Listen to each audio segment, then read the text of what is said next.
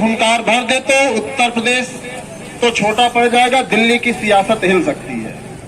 लेकिन हम अब अभी उस चेतना में नहीं हैं, और उस चेतना का सबसे बड़ा कारण है कि हम रोजगार के प्रति उतने जागरूक नहीं हैं। हम लोगों को डेलीगेशियों में आने का उद्देश्य यही है कि अगर चुनाव से पहले खाली पदों का विज्ञापन नहीं आया तो निश्चित तौर पर जो भी सरकार बने,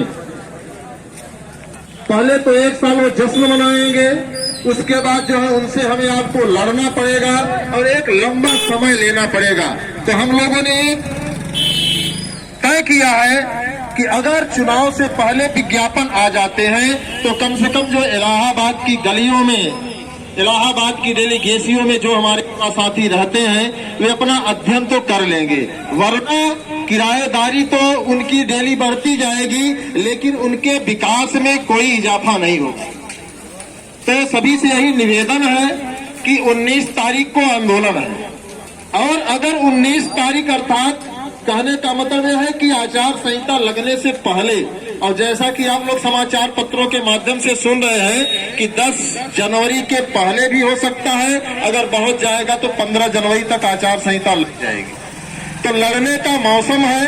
अगर इस चुनाव के पहले हम लोग लड़ लेते हैं, और प्रदेश के सभी विभागों में लगभग 5.5 लाख से अधिक पद खाली है उत्तर प्रदेश में, और पूरे देश की बात करें तो 24 लाख से अधिक पद खाली है, और 5.5 लाख, मुझे नहीं लगता है कि अगर इलाहाबाद में 5.5 लाख की कोई भर्ती निकले तो जो तमाम उत्तर प्रदेश के कोने कोने से हमारे युवा साथी हैं लगातार मेहनत कर रहे हैं वो बेरोजगार रह जाएंगे। लेकिन समस्या इस बात की है कि हम आप पार्कों से खाली ही नहीं होते, हम आप कपिल शर्मा शो को देखने से खाली नहीं होते हैं, और अधिक समय मिला तो भैया चौराहे पर चाय पी करके अपना टाइम पास किए, फिर 10 बाई 10 के कमरे में घुस जाते। तो हम लोगों का प्रयास है कि 10 बाई 10 के कमरे से निकलने का यही वो मौसम है। अगर आज नहीं निकले तो इस बात को यकीन मानिए आप लोग कि 5 वर्षों तक आपको फिर 10 बाई 10 के कमरे में तब्दील रहना होगा, और कोई भर्ती वर्ती नहीं रहेगी। आप लोगों को बता दें कि यही प्रयागराज है जहां से 17 सितंबर को संविधान नामक महामारी को लेकर के हम लोग लड़ाई लड़े, और शाम को सरकार को कहना पड़ा कि हम संविधान कुछ करने नहीं जा रहे हैं, हम जो अफवाह फैलाया जा रहा है, या जो विरोधियों का जो है एक षड्यंत्र है, विपक्षियों की चाल है। तो हम भी चाहते हैं कि अगर उत्तर प्रदेश का नौजवान इलाहाबाद की डेलीगेशियों में इस उद्देश्य से आया है, तमाम साथी तो टाइम पास करने के उद्देश्य से है, उनकी बात हम नहीं करेंगे, लेकिन जो इस उद्देश्य से आए हैं कि हम यहाँ से तब जाएंगे जब हमें एक रोजगार मिल जाएगा, और रोजगार केवल उन्हीं के जीवन से संबंधित नहीं है बल्कि उनके माता पिता के सपने भी उससे साकार होंगे। तमाम आप देखे होंगे कि आप जब गांव में जाते हैं तो आपके माता पिता आपसे यही सवाल करते हैं कि कब मिलेगी नौकरी और कब आओगे इलाहाबाद के 10 बाई 10 के कमरे से गाँव की ओर। तो हम भी चाहते हैं कि उत्तर प्रदेश का जो नौजवान प्रयागराज में रह रहा है और वो प्रयास भी कर रहा है कि हमें एक रोजगार मिले, तो अगर आप लोग चाहेंगे तो ही संभव है। हम लगातार डेली भाषण में उसका कोई अर्थ नहीं है। तमाम भाषण आप देखते होंगे, तमाम मीडिया चैनल हैं। आप एक बात गौर से सुनोगे कि अब टेलीविजन पर अगर आप देखते होंगे तो न्यूज के इतने चैनल हैं कि आप कंफ्यूज हो जाते हैं कि किस चैनल को सुने।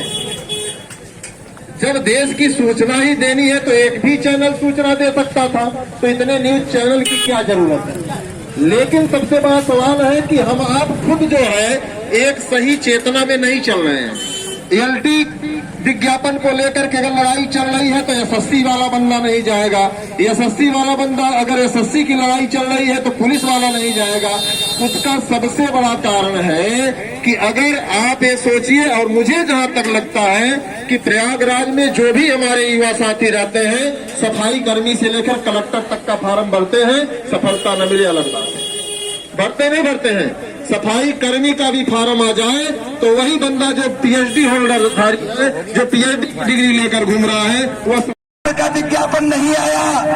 इसी तरह से उत्तर प्रदेश में पिछले 5 सालों से वैकेंसी दर वैकेंसी आ रही है, घोषणा दर घोषणा हो रही है। सच्चाई ये है कि 2016 की जो भर्तियां हैं वो भी भी अभी तक पूरी नहीं हुई है।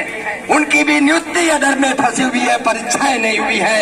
ये योगी सरकार के काले कारनामों की सच है। और प्रधानमंत्री बोल रहे हैं कि योगी जी ने उत्तर प्रदेश को रोजगार में नंबर 1 बना दिया। बनारस की धरती पर, काशी नगरी पर धर्म नगरी को बदनाम कर रहे हैं। कह रहे हैं उत्तर प्रदेश में माफिया राज अलविदा हो गया। आज राज्य मंत्री टेनी पत्रकार को धमका रहे हैं। पूछ दिया सवाल पत्रकार ने, एबीवीपी के पत्रकार ने, जो बीजेपी की चारुकारिता करने में सबसे आगे चैनल है। पत्रकार ने गलती से पूछ किया, मंत्री जी FIR में नाम है, जांच में आ गया है कि सुनियोजित साजिश थी। किसानों की जो हत्या की गई है वो सुनियोजित साजिश थी। उसको हमला करने के लिए पत्रकार को मारने की कोशिश की गई, गाली गलौज किया गया। ये भारतीय जनता पार्टी का, ये RSS का यही असली संस्कार है। कभी योगी जी बोलते हैं B.Ed का झंडा उठाओगे, बैनर उठाओगे तो जिंदगी भर बेरोजगार रह जाओगे। यही इनका संस्कार है। धर्म की आड़ में ये लोग किसको संरक्षण दे रहे हैं, इसको आप जानते हैं मित्रों। 106 दिन हो गया हम धरना दे रहे हैं, रोजगार आंदोलन चल रहा है। आप जानते हैं किस बात के लिए? हमने कहा 5 लाख जो सरकारी नौकरी दी है आपने, वो ढकोसला है, झूठा प्रचार है।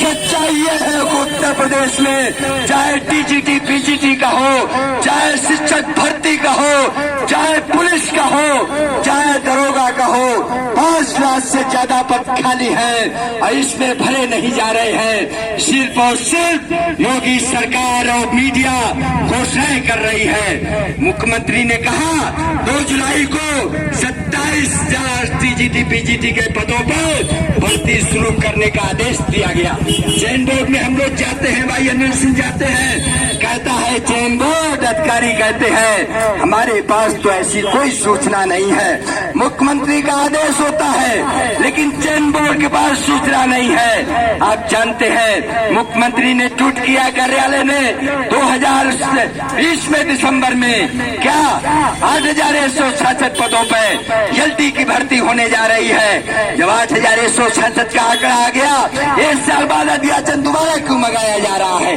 किस लिए मंगाया जा रहा है? ये नौटंकी अध्याचन की, नौटंकी है विज्ञापन की, ये चल रही है प्रदेश में। और इसलिए दोस्तों हम आपसे कहना चाहते हैं 2 साल से 2.5 साल से 52,000 पुलिस भर्ती का विज्ञापन चल रहा है। आज आया कि कल आया। पिछले 2 साल में 10-12 अखबारों में फ्रंट पेज में खबर छप चुकी है। अब जब आचार संहिता लगने में 20 दिन से भी कम समय बचा है, 20 दिन से कम समय बचा है और योगी सरकार में हमारे नौजवान साथी सड़कों पे लड़ रहे हैं इलाहाबाद से लेकर के लखनऊ तक। उस समय पूरी सरकार मौन है, मीडिया मौन है। ये बात बताने वाला कोई नहीं है कि प्रदेश में कौन सी वैकेंसी अब विज्ञापित होगी। पूरा होना तो छोड़ दीजिए, कौन सी भर्ती विज्ञापित होगी नहीं होगी, लोग परेशान हैं और इनको कोई मतलब नहीं है। मानसिक उत्पीड़न किया जा रहा है उद्योगों की सरकार के द्वारा। इसलिए दोस्तों आपसे कहना चाहता हूँ 19 तारीख महत्वपूर्ण दिन है, आप आइए। अगर नहीं आएंगे, सड़कों पर नहीं उतरेंगे तो आप जानिए अगर कुछ कोचिंग संस्थान के लोग सोचते हैं उनके पास कोई सूचना नहीं, हम लोग आंदोलन करते हैं, राजनीति करते हैं, हम लोग जानते हैं राजनीतिक परिस्थितियां। कोचिंग वालों को सिर्फ मतलब, हम किसी के विरोध में नहीं है, लेकिन उनको मतलब सिर्फ कोचिंग चलाने से है, उनको यूट्यूबर को सिर्फ यूट्यूब चलाने से है, उनके व्यूअर्स हो जाए। हमें मतलब ये है छात्रों का हित होता है कि नहीं होता है। इसलिए हम आपसे कहना चाहता हूँ 2019 में यहाँ चयन बोर्ड में आंदोलन हो रहा था, हम लोग कलेक्ट्रेट घेराव कर रहे थे। हम लोगों ने कहा, युवा मंच ने कहा ये भर्ती इतनी आसानी से देने वाले नहीं है। TGT PGT के लोकसभा चुनाव भले सर पर हो, लेकिन रोजगार का सवाल उत्तर प्रदेश सरकार के एजेंडे में नहीं है। लोगों ने कहा चुनाव है, भर्तियां आएंगी। हम लोगों ने कहा अगर आंदोलन में दम होगी तो भर्ती आएगी और नहीं तो नहीं आएगी। आप जानते हैं कैसे माहौल देश का बदल गया। देश में भारतीय जनता पार्टी के खिलाफ माहौल था, लेकिन कैसे बदल गया। चली गई, पूर्ण बहुमत की सरकार बन गई। आने वाले दिनों में उत्तर प्रदेश में भी ये सच्चाई है। बेरोजगारी चरम पे है, खेती किसानी चौपट है, महंगाई चरम पे है, अपराध चरम पे है। और इसके खिलाफ नौजवानों से लेकर के आम आदमी में गुस्सा है। लेकिन कब मथुरा काशी हो जाए फार्मूला, कब शिवाजी और औरंगजेब की लड़ाई आज शुरू हो जाए, कोई नहीं जानता है। आप लोग पढ़े लिखे लोग हैं और इसलिए हम कहना चाहते हैं कि अगर रोजगार का एजेंडा बनाना है 19 तारीख को यहाँ आइए, हमने तय किया है। अगर 19 तारीख को ये जो विज्ञापन है, चाहे पुलिस का विज्ञापन हो, चाहे एलटी का हो, चाहे टीजीटी पीजीटी का हो, चाहे समूह की जो 50,000 पद अध्यासन आ चुका है वो हो, चाहे प्राइमरी में लोगों की सरकारी रैली हो रही है, सरकारी पैसे से हजारों बसों को लगा करके श्रम साता समूह की महिलाओं को, कर्मचारियों को, आंगनबाड़ियों को ला करके सरकारी रैली में भारतीय जनता पार्टी का एजेंडा लाया जा रहा है। और इसलिए हम आपसे कहना चाहे तो अगर नहीं किया गया तो आने वाले दिनों में 28 तारीख को एक बहुत बड़ा आंदोलन इको गार्डन में महापंचायत सारे संगठनों से हमने अपील की है, चाहे वो प्रतियोगी संगठन हो, चाहे वो छात्र संगठन हो, कि आइए मिलकर के लड़ा जाए। और भारतीय जनता पार्टी की जो सरकार नौजवानों के ऊपर हमला कर रही है, नौजवानों का खून चूसने का काम किया है, इस सरकार के खिलाफ आवाज बुलंद की जाए। और ये जितनी आवाज बुलंद होगी, आप यकीन मानिए आपके विज्ञापन निकलेंगे। अंतिम बात हम कहना चाहता हूँ, आगे भी मीटिंग करनी है, अनिल जी है, बात रखेंगे कि आप जानिए आज रोजगार का सवाल, ये संकट क्यों पैदा हुआ है, ये अर्थनीति किसे है। भारतीय जनता पार्टी जिन नीतियों को लागू कर रही है, जिन नीतियों के खिलाफ किसानों की लड़ाई थी, आप जानते हैं उन्हीं नीतियों से ये संकट पैदा हुआ है। और इसलिए दोस्तों आज सबसे अपील है, रोजगार अधिकार की लड़ाई, रोजगार को मौलिक अधिकार बनाने की लड़ाई जितना जोर पकड़ेगी, हर नौजवान को कर्मपूर्ण रोजगार का अधिकार मिले, हर नौजवान को रोजगार की देने का दायित्व तो पढ़े लिखे हो या गैर पढ़े लिखे हो, ये सरकार का दायित्व हो। और एक ऐसी अर्थव्यवस्था देश में चलाई जाए जिसमें ये नौबत तो ना है। मोदी जी ने यहाँ ला दिया, इलाहाबाद यूनिवर्सिटी से पीएचडी करने वाले छात्र पंचायत सहायक का 6,000 रुपए के मानदेय के लिए लाइन लगा रहे हैं, जद्दोजहद कर रहे हैं। 7 साल में वादा किया गया था, नौजवानों को सपने दिखाए गए थे, लेकिन यहाँ ला दिया नौजवानों को, ऐसे चौराहे पर खड़ा कर दिया जहाँ पर एक अदद 5,000 रुपए की नौकरी के लिए हमारे नौजवान तरस रहे हैं। इसलिए दोस्तों ये लड़ाई बहुत लंबी लड़ाई है और इस लंबी लड़ाई के लिए, रोजगार के अधिकार की लड़ाई के लिए, ये अर्थव्यवस्था से जुड़ी हुई है, ये सरकार का जो तानाशाही पूरा है उसके खिलाफ भी लड़ाई है। जिस तरह से किसानों ने मोदी के निजाम को चुनौती दी और कामयाबी पाई है, आने वाले दिनों में मुझे भरोसा है नौजवान भी खड़ा होगा।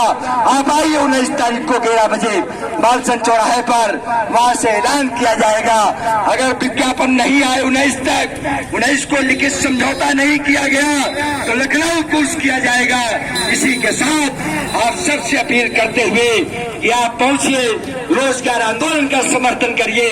बहुत बहुत धन्यवाद। इंकलाब जिंदाबाद।